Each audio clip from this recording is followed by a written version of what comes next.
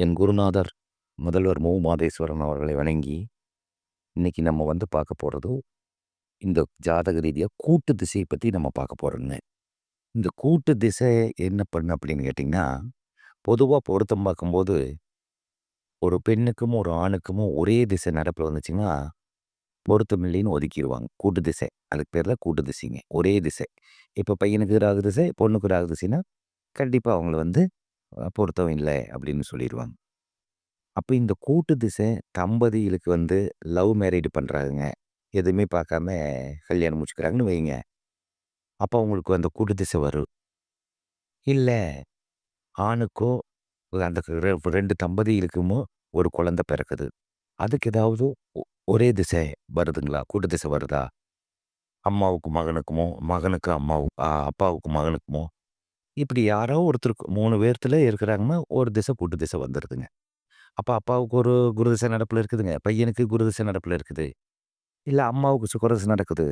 இப்போ பையனுக்கு சுக்கிரதசை நடக்குது அப்படின்னா, அதுக்கு பேர் தான் கூட்டு திசை. இந்த ஒரே திசை கூட்டு திசையா வந்துச்சுன்னா, அதுக்கு பேர் 2 பேர்த்துக்கு ஒரு வீட்ல 2 பேத்துக்கு ஒரே திசை நடப்புல வந்துச்சுன்னா என்ன ஆகும்னு கேட்டீங்கன்னா, அதைத்தான் ஜாதக ரீதியா உங்க வீட்ல கூட்டு திசை நடக்குது அப்படின்னு சொல்லுவாங்க. ஆனா இந்த கூட்டு திசை கணக்குல எடுக்கிறது ரொம்ப வியாக்கியானமா எடுக்கணுங்க. என்னோட குருநாதர் எனக்கு அடிக்கடி சொல்லுவாருங்க. கூட்டு திசை கணக்கில் எடுக்கும்போது, கூட்டு திசையா இருக்குதா?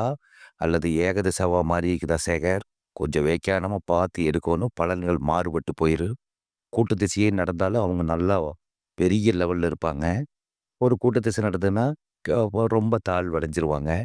அப்ப இது கூட்டு திசாவா, ஏக திசாவான்னு ரொம்ப வியாக்கியானமா எடுத்து, நவாம்சத்துல கிரகங்கள் எப்படி பலம் பெறுது, பலம் இழக்குதா அப்படின்னு கவனத்துடன் பலன் சொல்லணும்.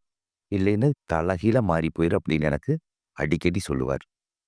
அப்போ இந்த கூட்டு திசை நடக்க இருக்கும்போது என்ன ஆகும்னா, மன உளைச்சல குடுத்துருங்க. தொழில்கள் எல்லாம் மொடக்கம் பண்ணி விட்டுருங்க. ஒரே குழப்பம் குளறுபடியிலாவே இருக்குங்க குடும்பத்தில. இப்ப ஒருத்தர் வேலைக்கு போவாரு, ஒருத்தர் வேலைக்கு போகாம இருப்பாங்க. இல்ல 2 பேரும் வேலைக்கு போகாம இருப்பாங்க. குழந்தை படிப்பு கம்மியா இருக்கு. இப்படியெல்லாம் நெறைய நானு என்னோட அனுபவத்தில பார்த்துட்டேனுங்க. அப்ப இந்த கூட்டு திசைக்கு என்ன வழின்னு கேட்டீங்கன்னா, குலதெய்வத்த கெட்டியா புடிச்சுக்கணுங்க. சில பேர் சொல்லுவாங்க, "கூட்டு திசை நடக்குது. பையன கொண்டோய் ஹாஸ்டல்ல விட்டுருங்க. சித்தப்பா வீட்ல விட்டுருங்க. பாட்டி வீட்ல விட்டுருங்க. மாமா வீட்ல விட்டுருங்க." அப்படின்னு சொல்லுவாங்க.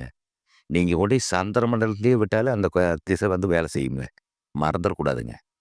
அதனால இந்த கூட்டு திசை நடப்புல வந்துச்சுங்கன்னா, நீங்க என்ன பண்ணணும்னா, குலதெய்வம் பக்கத்துல இருந்துச்சுன்னா, வாரத்துல ஒரு தடவ போங்க. தூரமா இருந்துச்சுன்னா, மாசத்துக்கு ஒரு தடவ போங்க. ரொம்ப தூரமா இருந்துச்சுன்னா, 6 மாசத்துக்கு ஒருக்கா போங்க. இப்படி குலதெய்வ வழிபாடு நீங்க பண்ணிட்டே இருக்கணும்.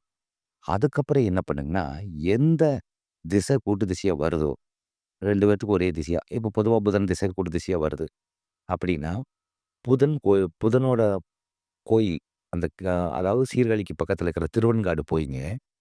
அங்க போய் புதன் பிரீதி பூஜை யாகம்னு ஒண்ணு பண்ணிட்டுங்க, வருஷம் ஒரு தடவ எத்தன வருஷம் அந்த திசை இருக்குதோ, அத்தன தடவ வருஷம் ஒவ்வொரு தடவ, ஒவ்வொரு தடவ, ஒவ்வொரு தடவ அந்த கோயிலுக்கு போயிட்டுங்க, முறையான யாகங்களும் வேள்வியிலும் நடத்தியும் கூட அதை நீங்க பண்ணலாம்.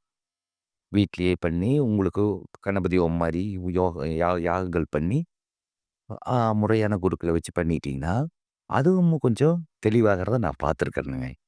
ஆனா வருஷம் ஒரு தடவ அந்த கோயிலுக்கு எந்த திசை கூட்டு திசையோ வருதோ, அந்த கோயிலுக்கு வருஷம் ஒரு தடவ போயிட்டு வந்தீங்கன்னா, 10 அடிக்கு 8 அடி மிச்சமாகு, 2 அடி விழுகும்ங்க.